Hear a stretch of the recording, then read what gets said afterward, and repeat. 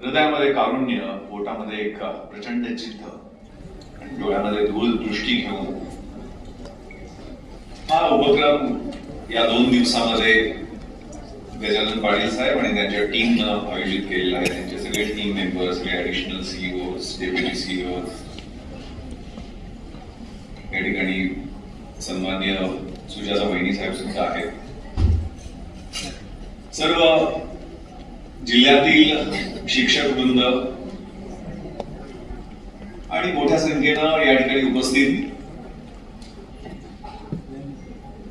ज्यांचं मन अंकुरत आहे, ज्यांची प्रतिभा प्रफुल्लित होत आहे, सगळे बाल साहित्यिक विद्यार्थी विद्यार्थिनी बंधूंनो आणि भगिनींनो,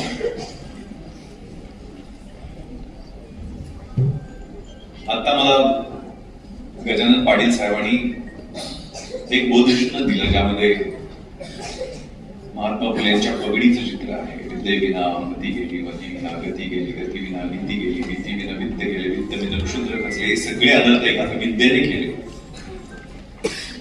आणि या ठिकाणी सावित्रीच्या लेखी छोट्या छोट्या सुद्धा आहेत. कारण विद्येचं महत्व, शिक्षण हे वाघिणीचं दूध, आणि त्यातनं काय होऊ शकतं आणि शासनाच्या माध्यमातून काय होऊ शकतं. कारण मला ऐकून मी अचंबित झालो आणि प्रचंड अभिमान आणि आनंद पण झाला की या जिल्ह्यातल्या 25 मुलांची नासासाठी आता निवड झालेली आहे.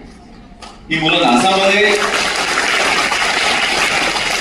त्या एक्सपोजरला, त्या अनुभवाला सामोरे जाणार आहेत. 50 विद्यार्थी विद्यार्थिनी माननीय राष्ट्रपती महोदयांना भेटणार आहेत.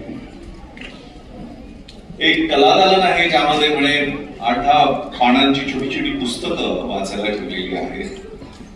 आता ग्रंथ दिंडी मी पाहिली.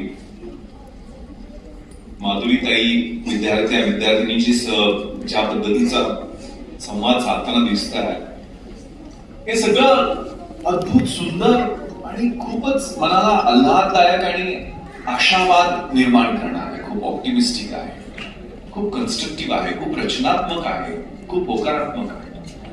त्यामुळे मी खरंच मनापासून